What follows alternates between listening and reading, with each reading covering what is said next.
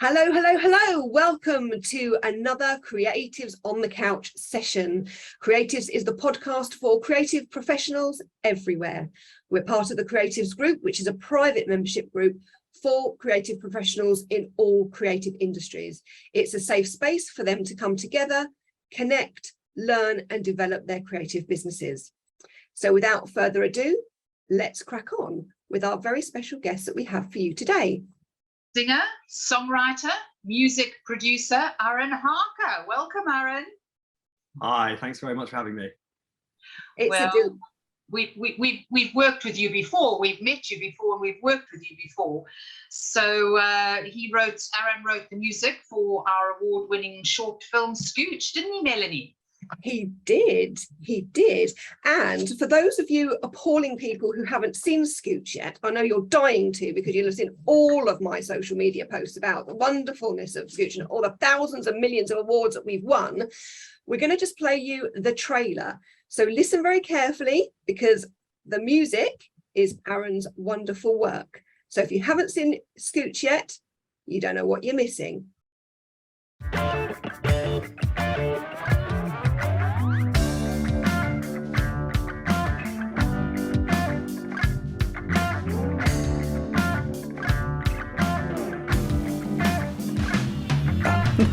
No way. It's an open goal album. Don't care. It's not going to happen.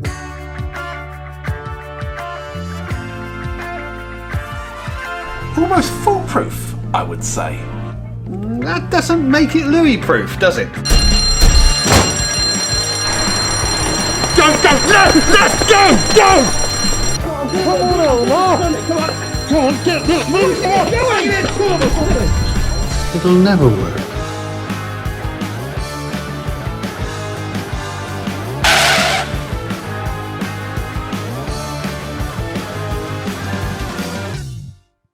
So that was the trailer to SCOOTCH.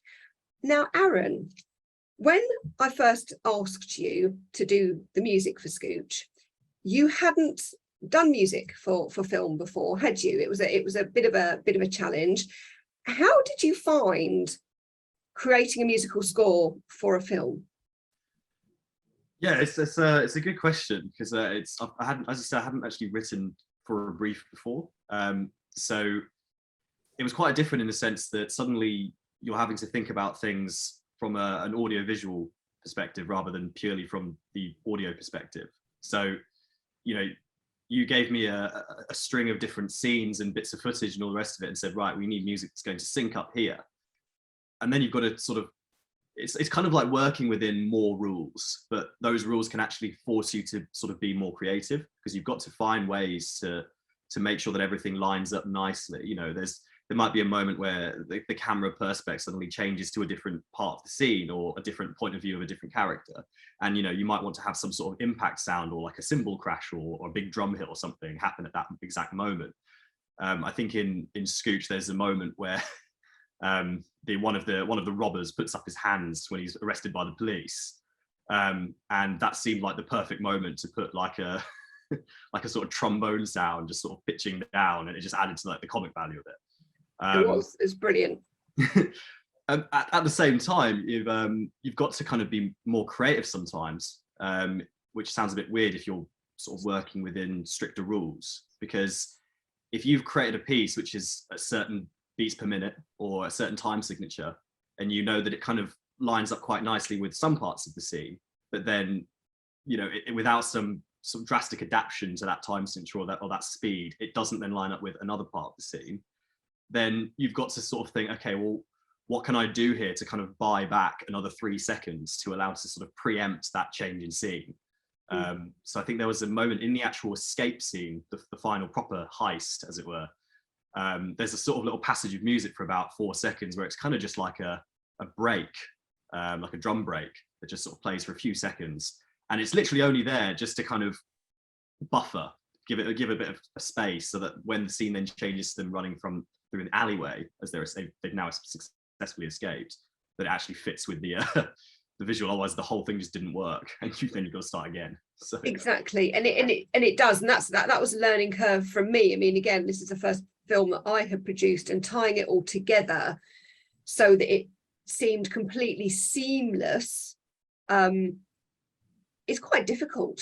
You know, the viewing experience, because when you're working in a film and you're so close to the script and you're so close to putting it together, you know, we all know that it makes sense, but actually if you're trying to view it from the perspective of someone who's never seen it before and they're trying to piece things together, and we did have to put in extra shooting days to film some extra scenes to say, actually we need something that joins A to B because it's too big of a jump if you've not seen it before, to make it flow. So we had to insert a few little extra pieces just to make it flow, and then obviously the music had to flow. And as you say, you need fillers, don't you, to transition it from one scene to another, so it's not just one piece of kind of fluid music. It has to transition from one scene to the next, because you can't not have sound. Yeah, exactly. And literally from what you just said as well, it's always a race against time, because the longer that you're working on your own project, whether that's film, music, whatever, some sort of art, the longer that you're exposed to it and you've listened to it or watched it over and over again, the more sort of confirmation bias gets embedded in your brain that everything is fine and doesn't need changing. But as soon as you then give it to a new person to see or watch or hear, they can probably point out a number of things that either don't make sense or need to be adapted to make sure that there's enough sort of signposting or whatever, which just kind of go past you at some point because you've heard it or watched it so many times that you don't see a problem anymore. So yeah, it can be quite difficult the longer it goes on. Yeah, it can. And it doesn't help when your director and co-producer suddenly decides she wants to cut 3 seconds off a scene when the music's already been done. Isn't it, Julie? The producer just cuts a few seconds of a scene and it just doesn't work. Yeah, so it's very fine. It's a lot of fine tuning. You've been talking really about the physical, the mechanical art of putting a music score on a movie. But talk to us about the kind of music that Melanie told you she wanted. Tell us about the brief she gave you. So what I quite enjoyed about it was there was some guidelines. There was some, here's how it should feel. This is the kind of tone. This is you know, what we're trying to achieve with the audience. This is where a laugh should be. But I also had, Melanie gave me quite a lot of creative freedom to kind of interpret that and come up with something that really worked. And I think that's probably part of the reason why a lot of the music worked quite well, because I understood the tone of the kind of the comedy of the film. You know, it's very sort of slapstick humor a lot of the time. So going for something quite cheeky is probably the word that best describes a lot of the score. Worked quite well with the tone that you guys were trying to create with the film. Yeah, I mean, how would you describe it? The music that you composed, how would you describe it? What genre would you say it is? Well, there's a whole range, isn't there? Because the main theme is kind of a bit grungy, but it has sort of it has like a whole brass section behind it as well. But then a lot of the scenes in the film are, there's a lot of brass, because brass just seems to work very well in sort of comedy aspects. Brass just sounds funny in certain contexts. There's some strings. I mean, there's some drum and bass influences in some of it, isn't there? There's some drum and bass breaks in certain parts of it, like the escape with the heist. Yeah, it's very sort of cops and robbers. Quite a cheeky score. Lots of brass bands and stuff like that. But you did really well, Arrun, because that's kind of what I wanted. It was kind of cheeky but not cheesy. You know, and it missed that, and I was worried about it, because what you have to understand, viewers, Arrun is being tremendously kind to me, because the brief that I gave him was loose, to say the least. In fact, it was one sentence, and I had an idea in my head of what I wanted, and the brief that Arrun got was, it's got to sound like a cross between the Sweeney and 70s porn. That was it. And bearing in mind this young lad is only barely 20, I was met at first with this kind of, what? And I said, just Google it, you'll be fine. So so he did, bless him. But what he came up with was exactly on the money. I mean, I couldn't be more delighted. It was just perfect, absolutely perfect, because it was that kind of saucy sound that I was after, but not erring on the tacky, which I was delighted with, because that's what I wanted. But you're talking about the main theme of the film, What about the crisp scene in the bar that everybody absolutely loves? That was totally different. Tell us a bit more about that, Arrun. You mean the so-called strippers and crisps? Strippers and crisps. That was actually, other than the main theme, that was probably my favourite song to compose and to listen to. It's kind of like a cabaret jazz style piece of about 2.5, 3 minutes or whatever it is. I mean, for those of you who haven't watched the film, watch it, because that scene alone makes it worthwhile. A strange... Oh wow! Isn't it? A bit kind of Barry White. It wouldn't be sort of a bit of a Barry White feel, but you know, a little bit, yeah, cheeky. There's all sorts going on there in the deranged recesses of that man's mind. But throwing crisps in a sort of dream scenario at some women that he'd probably quite like to get on better terms with, definitely called for a type of music which was somewhat sensual, but at the same time, it couldn't really be that sensual without some comedy. Friend. Yeah. That was, but again, this is where Arrun, from my point of view, you were a delight to work with, because you just got the tone really right. You know, it wasn't like something that was going to creep you out, and it wasn't something like really god awful, tacky, horrible. It just managed to meld somehow into that kind of overload of sensual, cheesy ridiculousness, but it worked. You know, it really worked. So I was just delighted, absolutely delighted with it. Well, I can also say I was very happy that you decided to keep in my vocal at the very start of that. The very start of that piece, it is actually me saying, "Come on, check it out, baby," and then pitch down. That's me. Pitch down 1 or 2 octaves or whatever to create the kind of like effect. Yeah. So I was quite happy with that. Let's play it quickly. Come on, Melanie, let's play it quickly. Okay, well, now we've talked about it, we have to give you a little sample. So here it is. Maybe they are. If I could have all that money.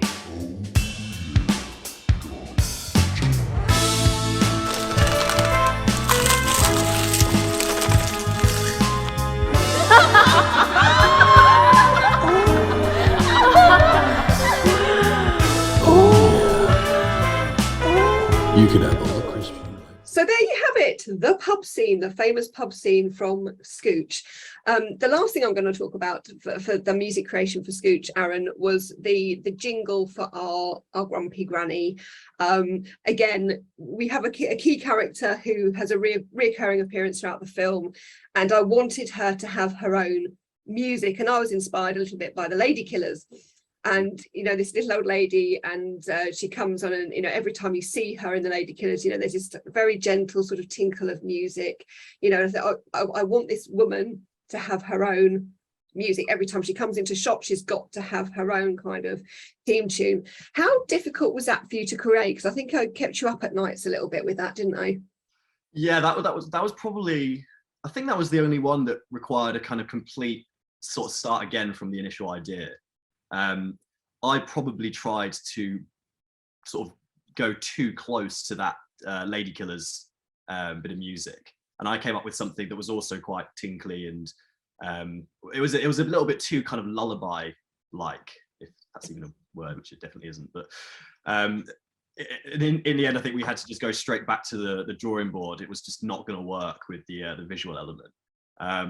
And then the kind of idea of, I think we all jumped on a call with Stephen as well. And then the idea of kind of doing a sort of 3/4 waltz style thing would give it a kind of sort of jauntiness. And that's kind of, again, that kind of gave it the lift and almost like the comedy aspect it needed, which as soon as you then added a trombone on top of it, it's just game over, you just won. It was brilliant.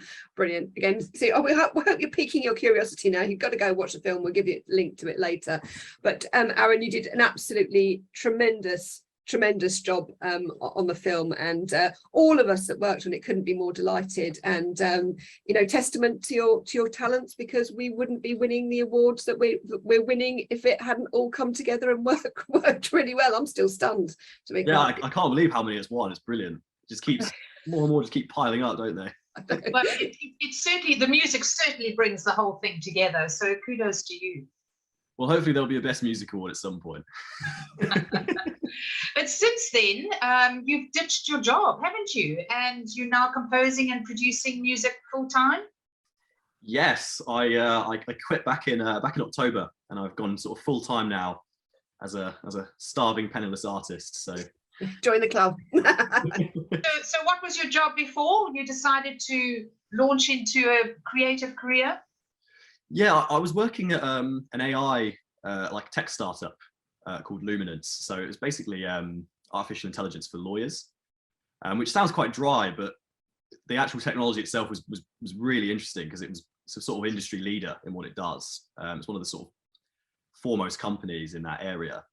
But I've been doing it for sort of 3 years. I'd learned a hell of a lot from that job. Like as you do from any job, you learn so much and you build yourself up a lot from it. And I kind of got to a point where I realized that because the hours were pretty horrific sometimes, and it was not uncommon for me to be sort of starting work around 8:30, 9 and finishing work around 9, 10. Then at the time I was living in Hackney, and my flatmate would often just sort of, I think he'd just kind of take pity on me and just make dinner for both of us because he knew that it was going to be another late one.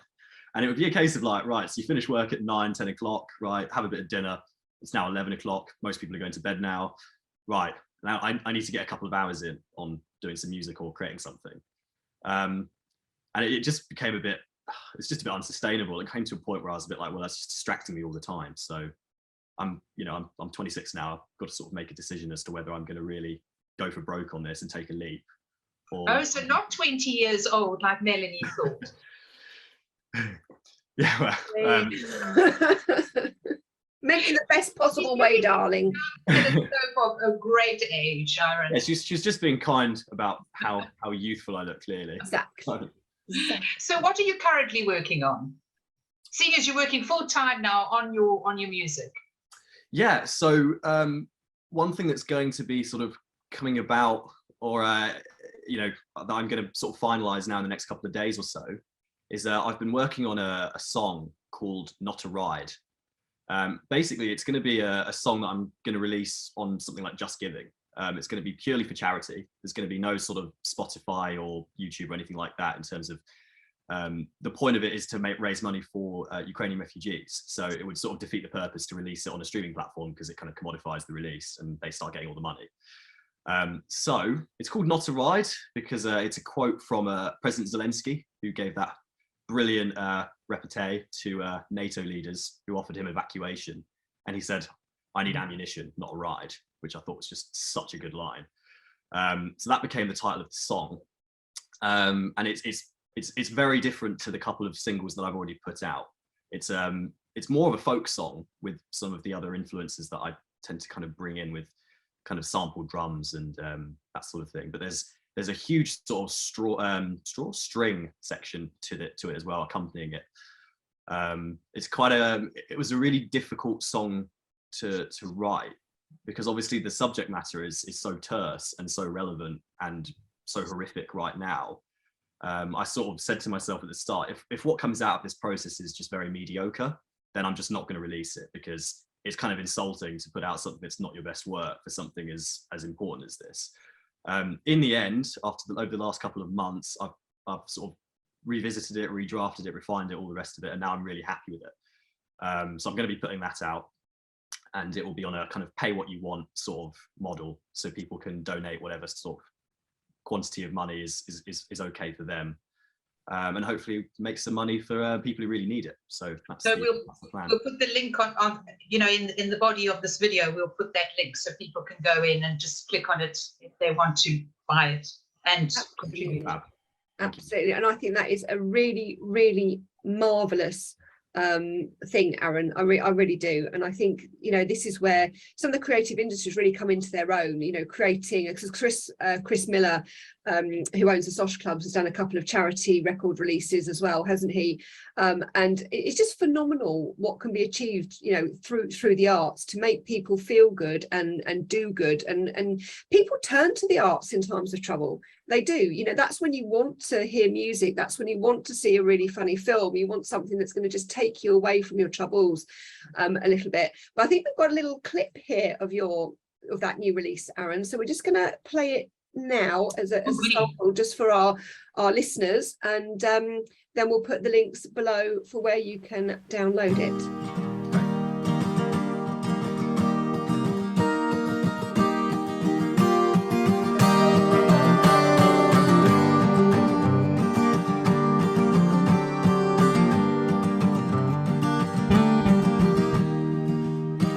What reporter will got years in the making,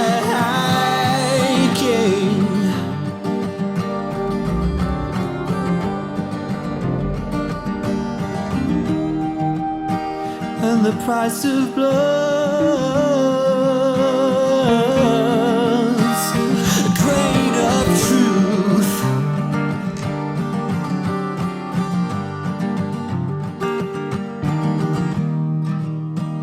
If we less than one, the bell comes due.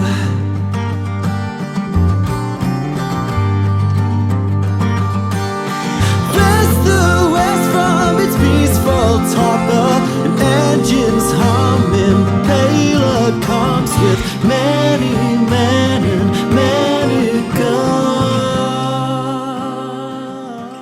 And that was Not a Ride by the fabulous Arrun Harker, and all proceeds are going to help Ukrainian refugees. So if you would like to download your copy, the link is going across the screen now, as is all of Arrun's social media handles as well. So if you'd like to follow him on Spotify or Instagram or Facebook, keep an eye across the screen, and please do hook up with him there. So Arrun, what are your top 3 tips for anyone with musical talent who would like to break into the music production world like you have? That is a very good question. Ooh. I think number 1, learn how to mix vocals. Just with where music is today. Honestly, I've seen this happen. You can have a mix which is actually pretty average in quality, but if the producer has mixed the vocal really well and all of the words are really clear and audible, and you can follow along, and it's not a strain where you're constantly trying to understand what the singer has said, it instantly elevates the quality of the mix. Like by today's standards, it just suddenly gives it a sense of like proness, if you like. It's something that I learned quite late, because I tend to sort of listen to a lot of older records more than I do listen to sort of newer stuff that's come out recently. And like this, the quality of mixing the different style is very different from like the 1970s, for example. You know, if you listen to like a Pink Floyd record as an example, the amount of volume that you have on a vocal in a track like that is much quieter and much more in the background and much more kind of blended with all the rest of the band than it would be today, where it's just dominating the entire mix. It's easily the loudest thing there. Number 2, buy a set of studio monitors. It's not impossible to mix on headphones, and you can get some good results mixing on headphones and producing on headphones certainly, but you can't simulate what's called crosstalk on headphones. If you've got a situation where literally the left channel and the right channel are independently going into your ears at the same time, then you're missing a lot of information in terms of stereo information, because when you're listening on monitors, like actual speakers in front of you, you're hearing both speakers, but they're hitting your ears at different times, depending on the left or the right. And obviously your head's in the way of one of your ears each time. So it's very hard to kind of make good decisions on where things should be in the stereo field if you're not mixing on some sort of speakers. This is a really difficult question. 3, start promoting yourself early. I wish I'd done that. Sadly, today it is all about marketeering. It's all about promoting yourself, selling yourself, influencers, TikTok, Instagram. Like, there's just no way around it anymore. I spent so long sort of naively hoping that I was just going to be like signed on a whim by someone who just would pick me up and just make it all happen. And I ended up delaying and not putting stuff out for years as a result of that foolish philosophy. And it's just not sustainable. Even now, like major labels, for example, they literally use algorithms to sift through social media profiles and basically flag those that have enough followers for them to take notice of before they even think about opening a discussion. And to be honest, if my sort of previous philosophy had even panned out and someone had miraculously gone, oh wow, yeah, I'm just going to sign you, here's a record deal with Columbia, then frankly the terms of that deal, having no audience yet, would have been so horrific. They probably would have owned my soul for decades and managed to find ways to take most of the royalties anyway, most of the publishing rights anyway. So you want to kind of, I think anyway now, you want to, if you're going to go for that route, you want to come from a position of strength. You want to be able to negotiate from a position of strength. So start promoting yourself as soon as possible, start creating content. It's something that I'm sort of quite new to now, and I'm only just kind of getting to grips with. And it is kind of awkward and it is kind of cringy sometimes, and you just have to kind of do it and swallow it. Like you have to keep saying to everybody, I'm the greatest, and it can be quite cringeworthy. Yeah, exactly. And especially for you, Arrun, that you've done, you know, giving up your job and believing in yourself so deeply that you would give up a job and say, right, I'm going to go for it. This is now going to be my life. Yeah, well, it was kind of an all or nothing, really. I was either going to continue kind of meandering through life, sort of relatively comfortable, but not really happy or enjoying myself, or do what I know I've always wanted to do. You know, I've been wanting to do this since I was 5-6 years old. I wrote my first song with my best mate at school.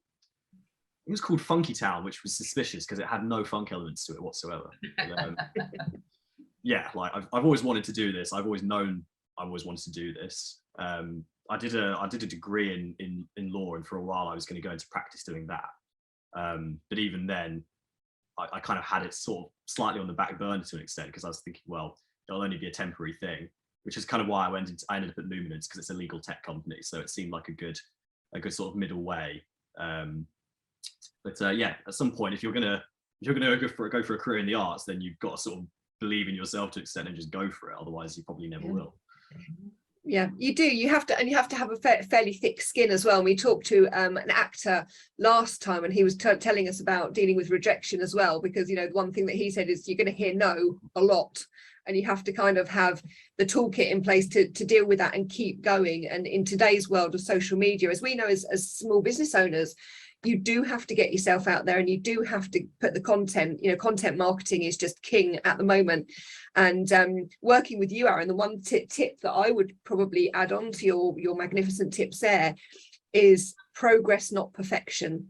Because working with you, and I know that I frustrated you at times, because Arrun is a true perfectionist, and he likes it to be just so, and it's got to be perfect, it's got to be perfect.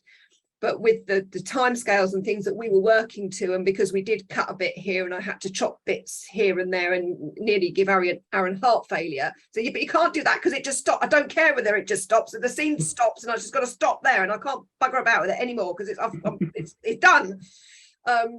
You know, and you know, we're winning awards, so hey, you know what, I was right. But you know, listening to somebody you know, who's a perfectionist, who's had this beautiful creation, you know, if you, it's kind of perfection paralysis sometimes. If you're waiting for something to be that perfect, you're not going to put it out. But if you don't put it out, you're not going to gain the followers, and you're not going to gain, you know, do the stuff that you need to do. So just but there's a fine line between perfection and being sloppy. You know, you have to find that middle. Because at one stage you were chopping off bars, which Arrun thought was absolutely essential to lead into a scene. So you know, I still chopped off a lot.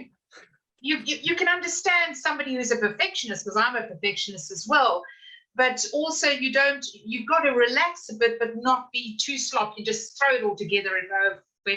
There is a difference. There is a difference. People who really know what they're doing, like Arrun does, you know, again, he could turn out something that he thinks is a bit, ooh, but to the normal ear, and this is what sort of I coach people in as well, is, you know, when Arrun's putting stuff out onto social media, for example, the people listening to it aren't music producers.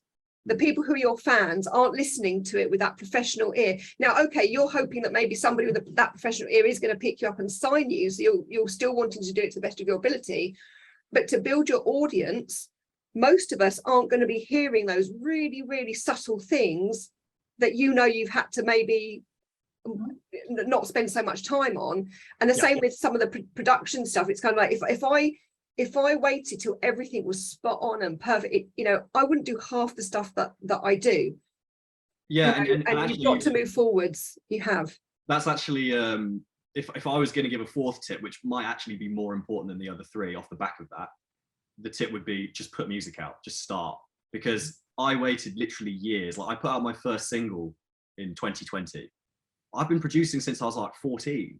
What on earth was I doing for 6 years? And what it was constantly chasing perfectionism. At the same time, it was that perfectionism paralysis, because at the time, for the first few years, I wasn't a good enough producer. I wasn't a good enough mix engineer to sort of reach the level that I wanted the songs to be. And I didn't want to do a disservice or an injustice to those songs. I wanted them to be represented as well as they should be for the amount of craft I put into them.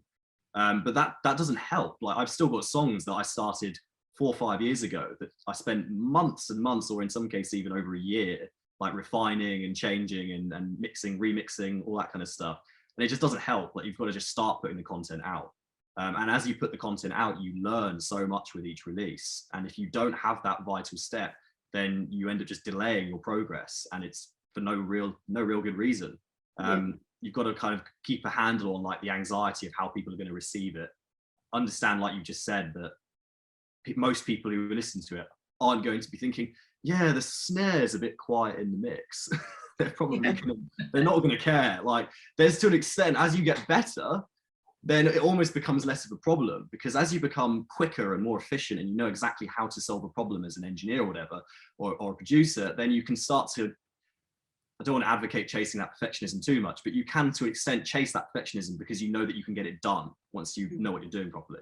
Yeah. And that's when you can start to really think about, well, I do want to kind of feather the mix a little bit more there, because even though it's not something that the audience can audibly hear as a difference, it's something that they can feel. And when you start getting to that level of kind of precision, that's when that perfectionism isn't an enemy anymore, I think. Yeah.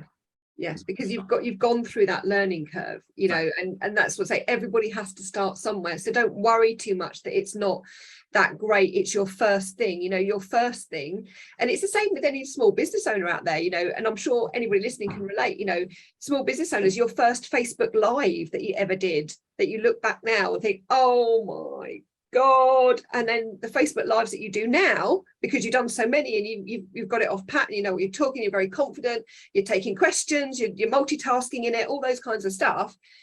It's the same thing. You just need to put that 1 foot forward and just get started and build your professionalism as you go along, because if you don't start, you know, you've got nothing to build from. But as Arrun says, practice makes perfect. You're more relaxed now, aren't you, than you were when you were first starting out? Yeah, absolutely. I mean, I know now that I can start a song, and if I need to, I can mix it in a couple of days. I can then master it in another day. Well, 30, 40 minutes, whatever it is, to do a mastering session.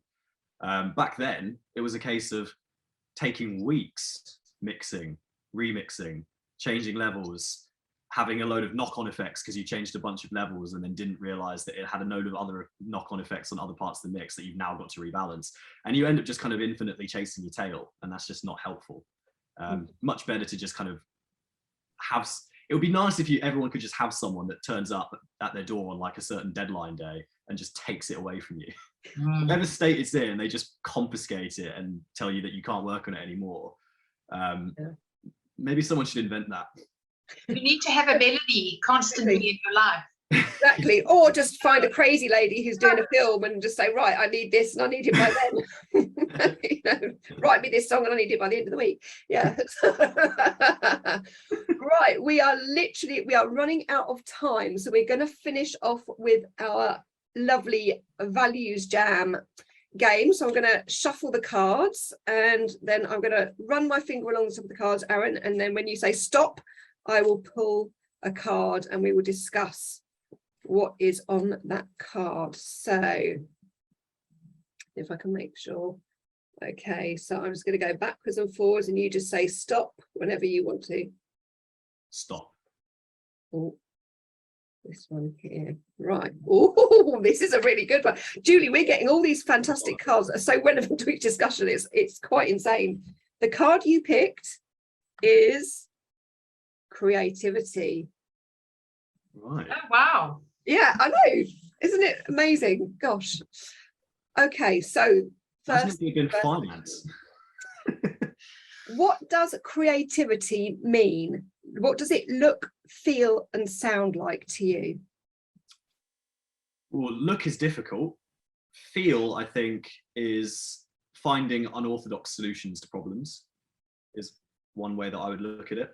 I think one of the common themes with a lot of creatives is a lot of creatives, like, we lack common sense. So a really simple, like, practical problem will be presented. And like my brain just doesn't think logically sometimes. It doesn't think about what's the most efficient way to solve this problem.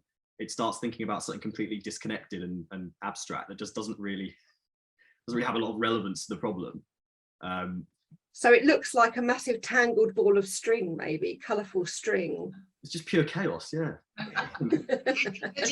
That's excellent. Creativity is chaos. Yeah. Okay. Where have you noticed a lack of creativity?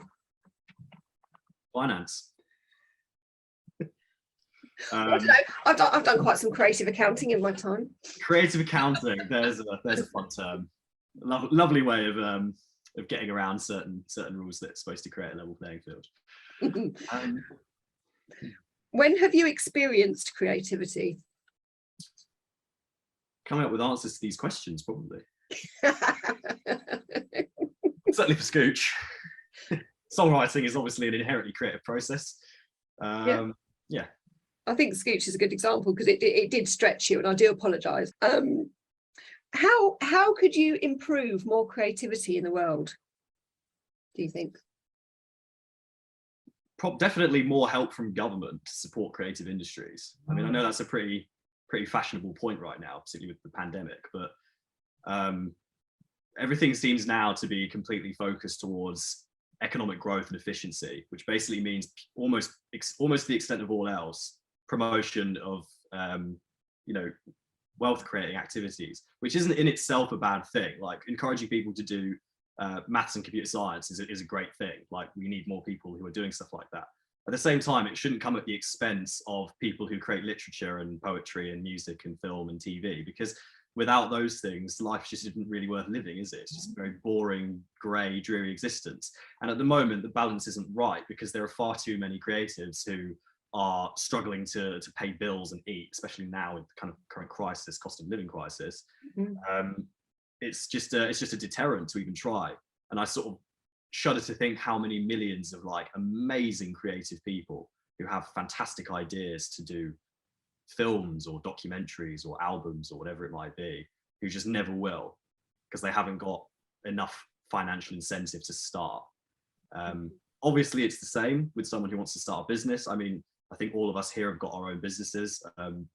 So I'm certainly experiencing that now, how difficult it is when you've created a new business and you're trying to get your first set of clients and retain old clients and all that sort of thing. It's very difficult. It's very unpredictable. But ultimately, like, people in creative industries are going to need help because those industries just are often very, very difficult to get started in, a lot more so than a lot of others. Well, government sets, when there's a financial crunch of any sort, the first thing governments cut are the arts. Yeah, exactly. Yeah.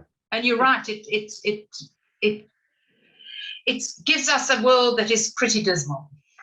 It just compounds the crisis, really, when you don't have at least some soothing music to listen to or a nice movie to watch. First thing cut. In the Great Depression, what got people through the Great Depression? It was the wartime films. Fred Astaire and Ginger Rogers. They were the ones who lifted the nation. If you cut all of that out, and all we've got is slagging each other off on Twitter, we're going to be damaged as human beings. We really are. We need, our literature and our great poems and illustrators and beautiful art and films and music. We need all of that. As human beings, our souls need those things. They're vital to our existence. Don't forget drinking. I'm help passionate people about it. Making Sorry, moves I didn't hear what you said. What did you say? I said, don't forget drinking. Oh, Making moonshine in a bathtub probably helped a lot of people through the 1920s as well, I'd assume. yeah. Absolutely, We absolutely. wish you well on all your future creative endeavors, Arrun. It looks like you certainly following your dream. Definitely. Well Long way done. to go, but it's all about the journey, as they say, as Mel said earlier. Well, we Oh, hope we'll see more of you in the creatives group going forward. yeah, that would be great. Creatives is a group for creative professionals to do precisely that, to connect with each other, to support each other, and to help each other's businesses grow, because being a creative as well can be quite lonely. It can be quite a lonely process, especially when you have great ideas and you don't necessarily want to share those ideas with people, and you know there's all sorts of things going on. And as I've said before, we've said this on the show, you know, creatives are a certain breed. You know, not everybody gets us, and if you're in a safe environment with other creatives where you want to spout off, or you've got a frustration, or you want to put something like new piece of music out there, look, I've just done this, is it rubbish or is it really good, get the feedback, you know, you can do that in a safe space. And that's what creatives is all about, is helping the creative industries learn, develop and grow and thrive, because we are important, we are needed in this world. So I will put in the links below in the show notes what you need to do if you're interested in becoming a member of Creatives, if you're a professional in the creative industries.